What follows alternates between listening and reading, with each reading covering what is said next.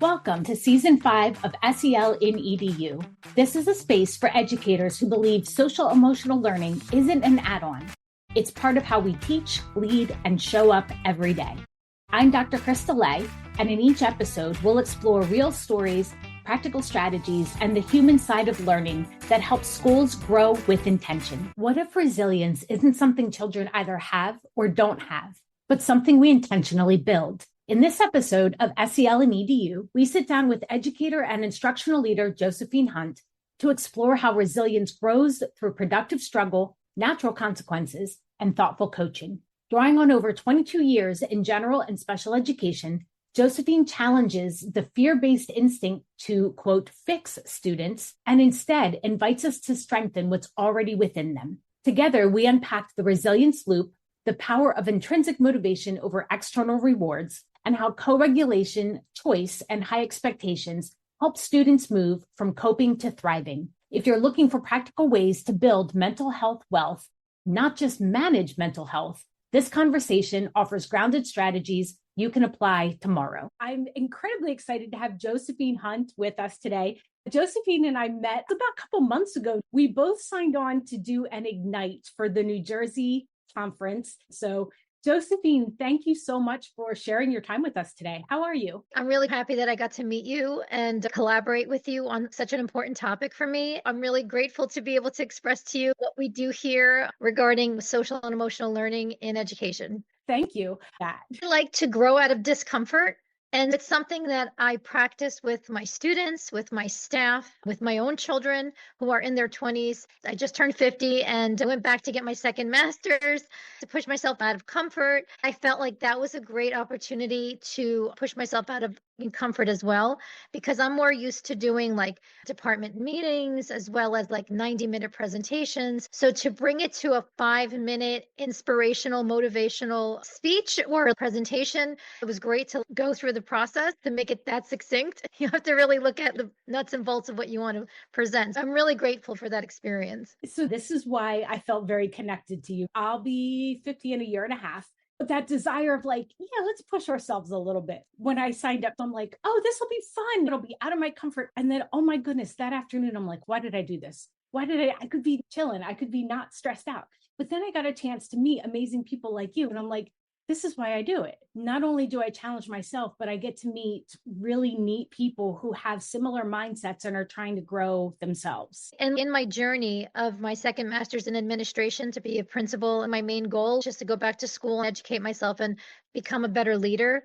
Through that discomfort, I ended up becoming a media voice for CNN in New Jersey. What's even more fulfilling is the relationships I'm forming. Like in all these events, like I'm meeting just really outstanding people, even though they're saying to me, oh, you've taught me so much. I've actually learned from their stories. It refines my skill and knowledge and application. So I'm really grateful for these situations that come up in my life. They're gifts, and I get to meet amazing people who make me better. So I really have to thank you for talking to me. You just gave me this perfect segue into where we're going, because once we connected, I learned that you were on CNN and talking about resilience. Some of the things I know about resilience is that there's an intrinsic and an external component, right? Do you feel that you can navigate the obstacles in front of you and bounce back? But also, do you have a supportive group of people who help you? You're talking about how this works for you and your desire to support our youth around this. This is what you talked about on CNN. That's really my major component of education. I'm a general ed and special education teacher, and I've mostly been teaching special education for 22 years. Within my students, as well as the staff that I oversee, meaning paraprofessionals and so forth, I'm a real believer of productive struggle, intrinsic motivation, natural and logical consequences. It all sounds really good in theory, but as we talk, I'm going to give more stories and examples. It's not an extra program. It's just a matter of different mindset. It's a very basic principle of letting the work be within the actual engagement. We don't really need to buy another program or learn something new. It's just a different way of looking at things. It's interesting, Krista, because since I've talked with you, I had a change of mindset too. I was always talking about youth mental health, but now I'd rather work on youth mental wealth, because I want to improve. We all have these skills. We all have these components, but it's a matter of the adults in our life to help us harvest these skills and build them mindfully. And resiliency is definitely one of them. As much as we do have a youth mental health crisis, I want to shift on how we could be more proactive and look at it in a proactive approach rather than reactive, because it's way more effective that way. Yeah. And one of the things that you mentioned in your writings, in your talks, is that it is a skill set. Part of what you talk out against is this idea that resiliency is a fixed trait, and that sometimes people approach it as we have to fix the child. That is something that you are helping educate people around. Can you talk a little bit more about that? Right. Resiliency, it's how we work through challenges, right? And so what's become a real major concern and showing up on research and data is that since iPhones came out in 2010 and computers became a part of our pocket, specifically with children under 25, the influence of what these devices are doing is just tremendous. And so there's a real big fear base of the adults in children's lives, like again, under age 25. And the fear base that the adults have is when the children, young adults, and youth are having any kind of challenges or struggles. And they're concerned that the struggles that are developmentally appropriate are going to result in major mental health crises. For example, if a 5-year-old kindergarten student forgets their homework at home, right, the parent gets very concerned that this is going to damage the child. But ultimately, it's a tiny consequence in the grand scheme of life. And the cumulative work of those natural and logical consequences, you do your homework, you're on the right side. If you don't do your homework, there'll be a negative consequence. But those are all cumulative pieces of work that build our resiliency. When that child realizes, oh my gosh, I did forget my homework at home, like that work that has to happen and those conversations that have to happen with the teachers are very uncomfortable, but really great productive work. It makes the child recognize their problem solving skills, their strength, their abilities. Parents mean well, they really do. They all come with really great intention, and educators as well. I just think it comes from a fear that if our student or child struggles or has a challenge, it can really spiral into a mental health crisis. But if we are mindful in these challenges that are developmentally appropriate, we've all gone through them. Social emotional conflicts, right? Like, when kids are 10 years old, like there's going to be conflicts where some kids are not invited to a play date. When teachers or parents get involved, when those social conflicts happen, it should be like on a coaching effect rather than snow plowing or helicoptering. Because it takes away from our children's or students' abilities of believing that they can resolve these things and get through them. I appreciate you sharing these stories because it's reminding me of interactions I had with one of my boys when they were younger, and they have been diagnosed with anxiety. If I don't take that homework, what's going to happen? But me not taking that homework has led to natural logical consequences, and it's given them perspective. For me as a parent, hearing that, well, I'm not going to be able to go out for recess. And I'm like, okay, just like you said, in the whole scheme of things, this is one little piece of life and something that will help you as you keep moving forward. Sometimes we're going to have to deal with things that are a result of our choices or actions. But in the whole scheme of our lives, it's not going to reset the trajectory of where we go or where we end up. What I find really important is that if the child forgets his or her homework, or if the child wasn't invited to a play date or a social event, it's really important that we adults don't say, like, you weren't responsible for not taking your homework. Let the natural consequence, if it's positive or negative, leave it there, because sometimes we take away what's really just organic and then we change the height of it. When a child does get a great grade on their homework or does really great on a project or a test, and they're really excited to show us as teachers or even as parents, we right away give them an extrinsic reward. Hey, good job on your 97. Here's a sticker. Tomorrow, can I have 2 stickers? The next day, how about $1? When do we stop? The trip to Hawaii, you know what I mean? How about we just stay where it is, like in the engagement? How do you feel about your work? A lot of times when we turn it back to our students, and this is what I learned really early on. I was 22 years old and I just started teaching. It was very eye-opening but disheartening for me. Like when I was a 4th grade general ed teacher, I was responsible for teaching the students everything. I have 24 students that I'm responsible for. Every piece of work we did, every assignment, any learning activity, the kids would come up to me and say, I was so upset by this because I wanted them to feel good about their work for themselves, not for me. I'm their teacher for 1 year, but the most important person to impress is yourself, and the worst person to disappoint is yourself. I knew that wasn't right for me. I would say, how do you feel about your work? How do you feel you did? They would go back and fix it even more when I thought it was okay. I realized the power I just gave to these students when I do that with my adults in my class. Like, how do you feel like you worked with that student? And once we shift that question and perspective, it's really empowering. It's just such a powerful tool. It's not a new program or anything, it's just right there. That slowing down and thinking about who's owning the learning and who's responsible for that learning. And it also has me thinking that these are the small pieces that lead to what happens as adults. I still had social emotional conflicts with people in my 20s and 30s, like people getting left behind and why did this happen. Knowing how to respond to that in a healthy way helps when we're adults. We're allowing the students to have more practice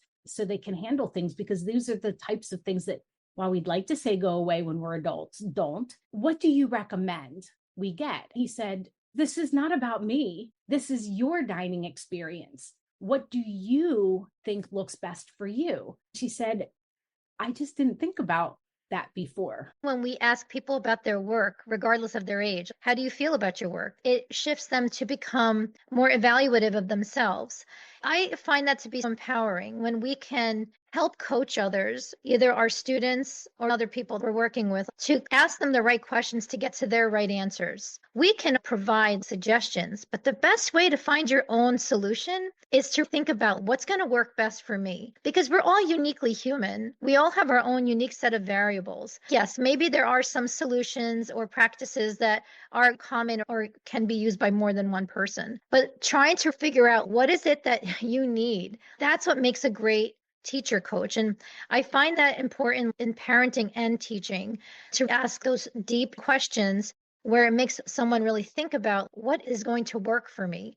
To get to the simplicity and the crux of it is very powerful. As you talk about working with your own children or with the students, what are you noticing that the students in front of you are going through that has influenced their ability to be resilient? Our kids are handling a lot of stress, anxiety, and frustration, and a lot of it comes from fear. It's a really tough world to live in. And I'm not trying to put down social media or just being on screen time. It really is incredibly detrimental to brains that are under 25. And the influence that's happening is not really noted. I mean, they don't really understand what's actually happening, what's shaping for them. Prior to phones, there was a lot of disconnect. If there was a social situation or school conflict that happened, it was like when it got to bullying per se, it was done when you went home. You were disconnected from it and it brought you some kind of peace, right? Because what you don't know kind of brings you ignorant bliss. But now we're constantly on. And I'm talking even as an adult who knows better, I'll find myself in that spiral. And I'm like, come on, I'm preaching this. What am I doing? When I read the research and data, how kids are being so influenced and so depressed and anxious, there was just a story about a girl who was 10 years old in Virginia, just 6 months ago, committed suicide because her mom said that she was being bullied because she had braces. Now, I don't know anybody who didn't have braces. We were all about 10 years old when we had braces. But to get to the point of suicide, like that to me is very extreme, of loss of hopelessness. Like, how did that happen? How did it get so deep? She must have known other peers that had braces. There may have been other medical factors, but I really looked into it. And that's what the statistics are showing. We were either on the bullying end or the bullying side. What's going on? Why aren't we building up our strength? I like to exercise. It helps me regulate myself. I've been noticing parents bringing their 10-year-old and 12-year-old kids to the gym with them, and they're doing strength conditioning. And I was very interested. So I decided to ask, I see you have your child here. What's your reasoning? Like, why do you do this?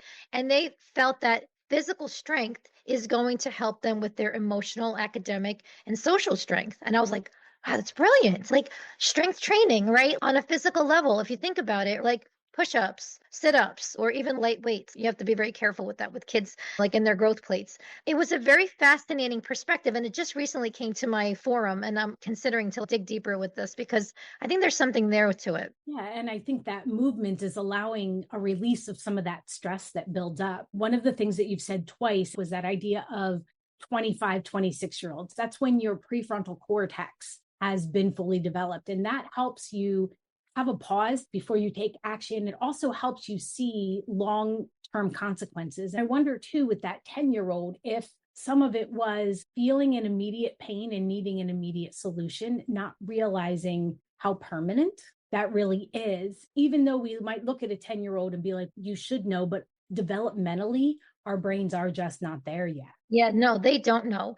And that's something that's really scary and meaningful to me when we as educators or parents do everything for our children and remove those obstacles that give them a little discomfort. Then we send them off to college and say, hey, we did everything for you. Now it's your turn. It's like if you sign up your child for a soccer team. And you, the parent or teacher, get ready for the practice, find your clothes, get your water bottle, get to practice, get pushed around, stay there for the hour and a half, sweat in the sun. And then game day shows up after 15 practices and you send your kid into game day. What are they going to do? With this overprotection, we're actually harming our kids, our students. Even in the classroom, when there is discomfort, really capitalize on that in a way where we can coach them through it. Not saying to them, this is your problem. You chose to make this decision and now you have to live with it. No, you write it out with them as a coach, but we don't take it away from them. It's like insulting to them because we all have the capabilities of going through tough things, being resilient, handling tough challenges. And gosh, don't you feel good after you go through it? I can't believe I did it. It was ugly, but it's okay. I think that part right there is what you can look back on and say, well, I've done this, was uncomfortable and I was still successful. Success in however you want to define it, but I got to the other side of this. When you have those opportunities to feel that, it allows you to foresee that you could do that again in the future. Yeah, and that's how I came up with the resilience loop, because that's what it really boils down to. I'll talk about the resilience loop in a minute, but the more recent studies I was just reading, I thought this was really fascinating. People who have high thresholds of resilience and can go through really difficult things, after they get past major things like major health issues or major life changes, they don't value the product or the extrinsic reward. It's the intrinsic buildup that they got through it. It's not like, look, I made more money, I got a higher degree. You end up actually valuing that intrinsic push that you went through. It's interesting because when I went through hard things in life, and I still do, I never thought of it that I was like, maybe I'm proud of the outcome and the product, but it's not true. It's really that you built that grit and resilience and you got through it. Yes, the product might be nice. That is valuable. With the resilience loop, that is super important because, like you said, the challenges are cumulative. What you go through and you get the right support, like coaching support, not someone doing it for you. The growth happens because of the reflection. And then the future application, it's just like this ongoing spiral. And it's just like a really great process that we, again, with good intention, we take away sometimes from people because we're uncomfortable with their discomfort. There's this professor, Dr. Mark Brackett from Yale University. He wrote a book called Dealing with Feeling. He talks about if our students or children are dysregulated and will become dysregulated too, because as a result, in order for regulation for your child or student to occur, you have to regulate yourself first so that there's co-regulation. For example, your 14-year-old son comes home and he's like, nobody picked me for the team. I suck. Like, nobody likes me. And some of it you may believe, and you get heightened and hurt for your child. And look, we're human first, right? We have to be human first. But if we stay in that dysregulated state, that continues the dysregulation for both parties, including your child who is under the age of 25 and the brain is not fully developed. So we have to practice the pause as adults and collect ourselves and regulate ourselves in order to help co-regulate our children under the age of 25. We have to recognize, like, I'm going to feel something because I love this person or I really care about this person. And you don't want to see another human in distress, but recognize that we'll get through this. This child will get through it. We've been through harder things. One of the strategies you've just shared is that as a parent or as a teacher, really being mindful about our presence and our state of regulation when we're working with young people who are dysregulated. I'm wondering then, what are some other strategies in the classroom that teachers could use on an ongoing basis if they wanted to really focus in on building resilience among students? You've alluded to some, but I just want to think about practically, how do we keep an eye on this? And what are some really tangible things that we can do as educators? Whenever we can give choices, it gives much relief that we have opportunities and different ways of doing things. Now, If there's a fire drill, there's no choice but to line up and leave the building. But there are so many opportune things throughout the day. Like as educators, we can be very mindful of, if my objective is that every student in my class has to complete this task, that's the objective. We have to keep that. We can't lower our expectations. Our students know it's insulting to them, and they'll respond to that in a negative way. So keeping your expectations high, but also giving them autonomy and choice if there is some kind of struggle or challenge or something that's causing them dysregulation. So, like, okay, you need to do problems 1 through 20. Let's just say, right, there's 20 math problems. There's a student that's just not having it, and coaching them through it. Okay, so what's going on? How do you want to go about this? Well, I need a drink of water first. Okay, and then what else is your plan? Have them talk through. Not saying to give in, have them discuss. Sometimes it's an escape. We have to look at the functions of behavior too. We have to look at patterns of behavior. Just because a student is telling you these are the things that he or she needs to do, like I need to use the bathroom, I need to drink water, maybe those are legitimate reasons. But if it's a pattern of behavior, we look at the functions of behavior first. If this is an atypical situation and this student is just having a hard time working through the 20 problems, you can talk through what are some ways that we can get through it. This is still the expectation. This is still the objective. If the student shows up with, can I do 10 now and then 10 later? Well, what does 10 later look like? Which 10 do you want to do now? Really have the right questions for them to coach them through that. I want you to do this expectation, because if we take that away from them, they know it. We know it. It sets the environment in the class, right? Like, because everyone feels when it's not just like it's like this big dark out in the class. I'm like, oh my God, the teacher just gave into that. With paraprofessionals in the class, that's a lot of weight there. So being really creative and intellectual about it, but mindful, nobody wants to fail. Nobody wants to be non-compliant. Everybody wants to do great. Nobody wants to be seen as bad or not good. We all want to be successful, but sometimes it's hard some days, right? How we can get you successful. It's really our job as educators to get our kids there. Differentiated instruction, scaffolded instruction, asking them the right questions gives them the autonomy and choices to get there, but holding them up to that standard, right? And like being empathetic, but not giving in, because it doesn't have to be a power struggle. The power struggle, everyone loses. It's really being like a good coach and believing in your ability to get through it, and believing in that child, that student is not trying to get away from a lesson. At one point in my career, I was a special ed teacher for high school students. When you're a special ed student into your high school years, a lot of things become fixed mindset because the treatment was that maybe you were lazy, you don't care, or someone else is going to do the work for you. So it's a hard mindset to work through. But being that coach to that student to say, it's not about the grade, it's about, I really care about you learning this, and just becoming a more intellectual person with more refined skills and so forth. Because when students ask us, why do I need to know calculus? I'm never going to go into calculus in my life.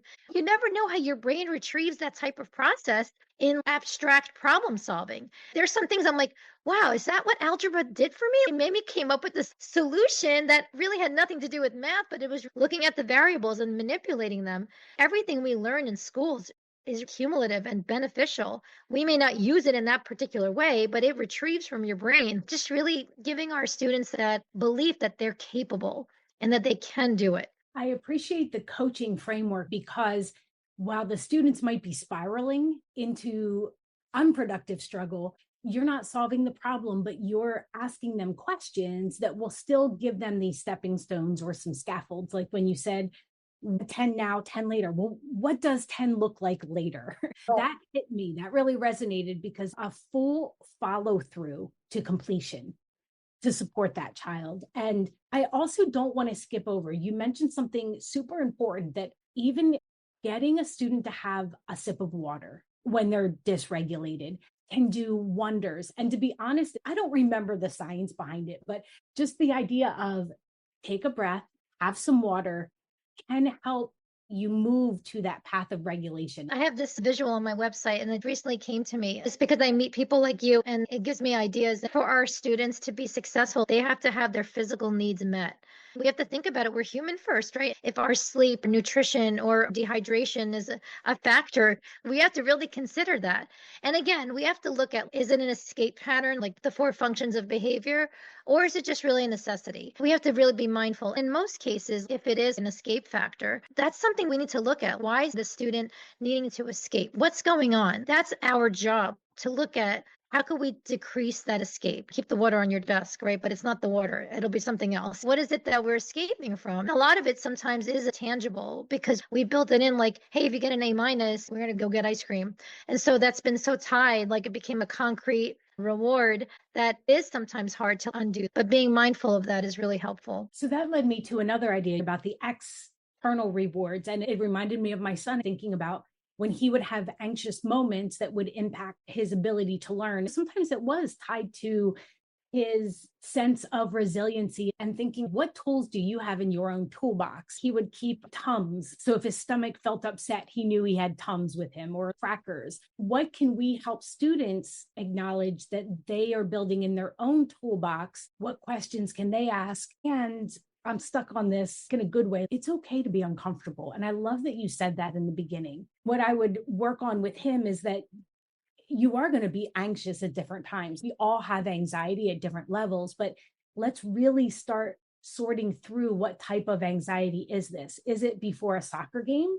Because that's normal. Is it before a test? That's normal. Or is this a pattern that is impacting your way of being that we need to dig more deeply into? I think one of the worst things we can do is take it away. If there is anxiety before a game or a test, that is normal, right? I mean, like, look, you did your doctorate. I'm sure you had, like, Oh, right? And so, like, really working on, okay, identifying I'm feeling anxious.